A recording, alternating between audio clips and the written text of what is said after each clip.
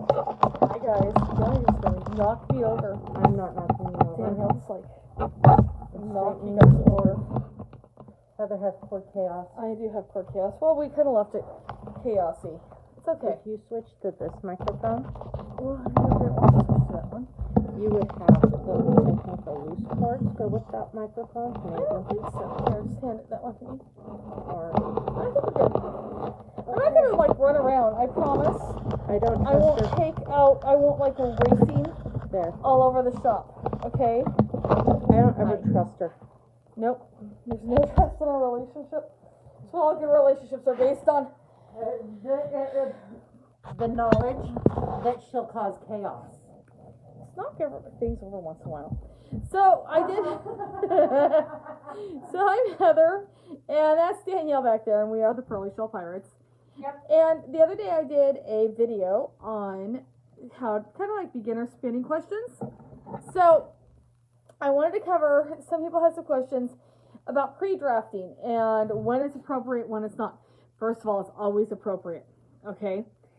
So I have a few rovings here. These actually are all from Wafa vendors because it's the final stash down. And in order to stash down, you have to build a stash. So, hi Jack. So we're going to talk about pre-drafting and reading your rovings. There's two reasons you're going to pre-draft. The first reason is you're going to pre-draft because you are wanting to spin a consistent yarn. The second reason you're going to pre-draft is because you want to spin the yarn so that it turns out the way that you want it to. And that's how you can kind of control, when you buy these beautiful braids, you can kind of control how this shows up in your general scheme of things. Okay? Now this braid that I have here, really pretty braid, a merino tencel. This braid is not going to change very much when I pre-draft it. So if I'm going to pre-draft this braid, I'm going to start here, and I'm going to undo the loops. Hi, Kristen. So I'm going to undo my loops, and if I'm a beginner spinner, I'm going to look at my roving, and I'm going to actually take it on one end, and see, this is a commercial roving. So you can see how it's got the split here, and I'm going to pull it, and I'm going to pull it apart. So now, where I had two braids, or one braid, I have two. I reversed it instead of doing it the other way. Okay, so here's that. Then, I'm going to take this braid, because now I have a narrower braid. And I can do one of two things. One, I can do it again, or I can pull off a strip, and see here again, it's going to start. I can pull this down, and when I get a strip off, because it will break eventually, I'm going to pull this again, and you can basically do this to infinity.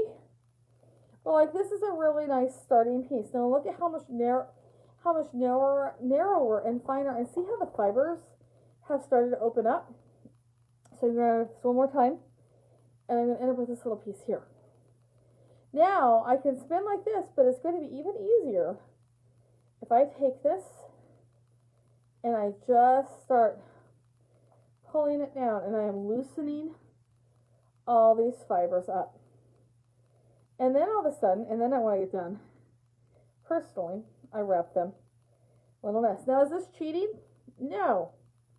You know what I just did? I basically kind of made a top-driven roll egg. If you had learned to spin millions of years ago, or even a couple hundred years ago, you would have been always using carvers or some sort of prep tool. All I am doing is prepping this by using my hands into an easier to spin form of roving.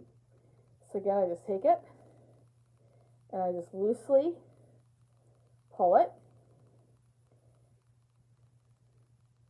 so that it loosens up, and it's a nice fluffy thing. Then I can wrap this easier on my wheel. And if you ever buy rovings that maybe for some reason was a little bit feltier, this is key to doing this. But even without, you're setting yourself up for success. My other option would be to use roll eggs or to use a blending board or hand cards and make this into a roll egg, but that would make it more of a woolen prep, where this allows me to keep more of a worsted or semi-worsted prep. See, there's my little nest right there. Now, when you buy a roving like this, get my label out there because this is from Desert Panda. So this is a really pretty, this is a Polworth silk. Now, how do I want to spin this? Because now I've already mastered this. So I have my little nest and I know how to spin. How am I going to master this? And when we buy these, a lot of times we get them home, we're like, oh my gosh, I want to do this, but I want it to look exactly like this. Well, spoiler alert, this roving is not going to look like this when it is spun, because it has this longer section in the middle. It's going to look different, but we can get that look. So again, we unbraid it, and that leaves us with, you can see, two sections. But see what I mean? All that gray's in the middle there. Maybe I like that. Maybe I don't like that. Maybe the gray needs to be somewhere else. So I'm going to split my roving. Okay, I'm going to take it down in half. And I'm going to pop it apart. Then I can do all sorts of different things here. I can take this and split this roving in half this way and spin this section of gray going into here. Then these sections of oranges together. Then again, and into the gray. Meanwhile, I have this section here, right, which is all together. So if I split this one up here, all of a sudden, I have a longer section of gray. Or, again, my phone's gonna die. Or again, I can flip it, spin my oranges together, or I can spin this all in one piece, like this. And then I can take my other half of my roving, split it down the middle again. Oh, and then split it down the middle again. And ply them together with my original part and have a completely different yarn again. So when you see, it would look like this. So there's no limit to how you can split. Try with yours. Yeah, because you can totally change the look. And a lot of times when we dye, and when we buy dyed roving, there's going to be a long stretch of color somewhere in it. So you can decide whether you want that to play into your yarn or whether you want to play with that stretch of color to do it. I brought another one out. This one's really cool. This is again from Desert Panda. I'm like, happen to have a lot of Desert Panda. Trying to match. I know, right? So this is a gradient one. What's that? If you just take it and play it back on itself, it looks Yes. like that. So this is plied back. So I could.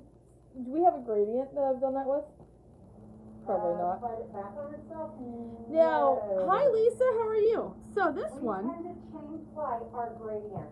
right, so if I Maybe wanted to this one. keep this one in this gradient, This one might be played back on itself, I don't know. it looks like it. So if I wanted to keep this one in its gradient, I can either chain ply, Or ply it with something. or I could ply it with something else, which is super. That's actually my favorite thing. This one, oh, this was cool. So this one was plied with a natural, And it's a gradient yarn. and it's a gradient line. I don't know why it looks like a fiber advent calendar. Remember how we were discussing like levels of stashing, and that happens to be what's on top of that. So this one, in my opinion, I would actually apply this one. I happen to have a large quantity of Angora hanging out, kind of. I would love to apply this one with Angora, and I would let these color changes stay. So I'm not going to rip this one apart for you guys, sorry.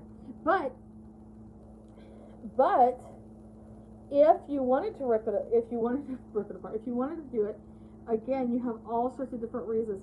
You can, by the way, keep your gradient by very carefully measuring out onto 2 different bobbins and plying them. However, here's my warning about that. When you ply, you're automatically going to take a little bit more from one bobbin than the other because of how your plies interact and twist. So it's really going to depend on how you do that as to whether you're going to end up with exact amounts or not.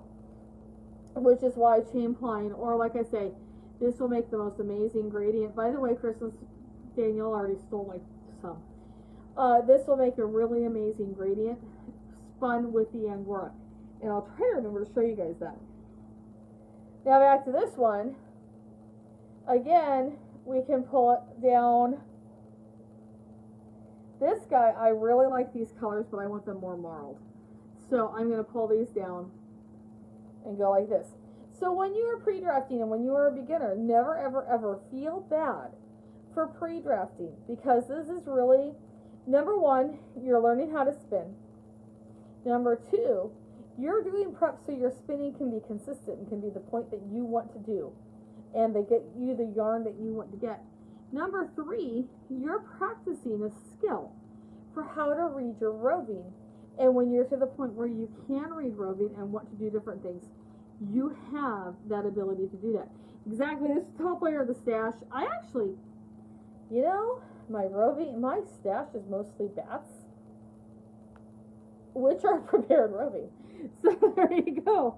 I was really surprised. I was like, hey, I need some of this. Well, evidently I've got a little bit bat crazy on Wafa or something, because I have a lot of bats. The reason is because I dye my own roving, and we make our own roving here. We have a drum carder. We don't use it very often. I buy lovely things from other people.